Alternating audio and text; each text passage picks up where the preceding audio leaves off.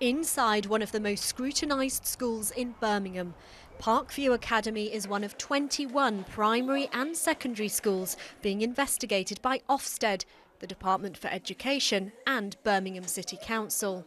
The authorities' response to allegations made in an anonymous letter made public 2 months ago of a coordinated attempt by Muslim hardliners to take over some Birmingham schools.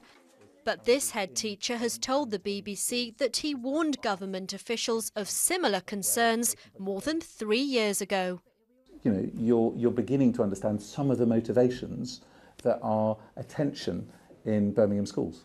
This is part of the presentation that Tim Boys took to government in December 2010.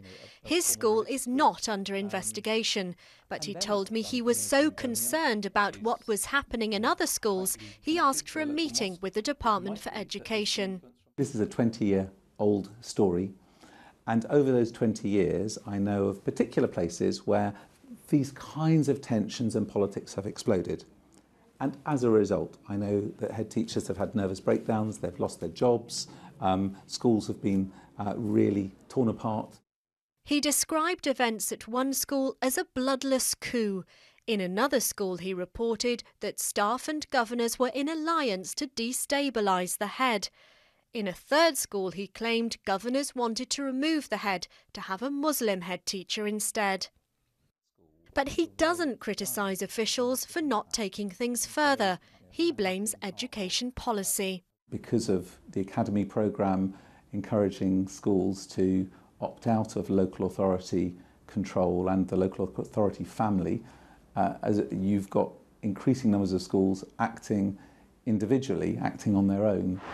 The Department for Education declined our request for an interview, but it has issued a statement.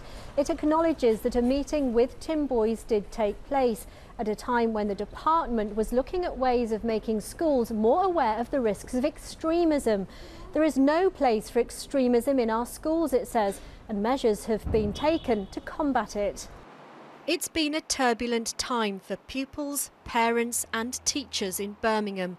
Reports to be published next week are expected to leave some of the schools facing changes in the way they're run. Sian Lloyd, BBC News.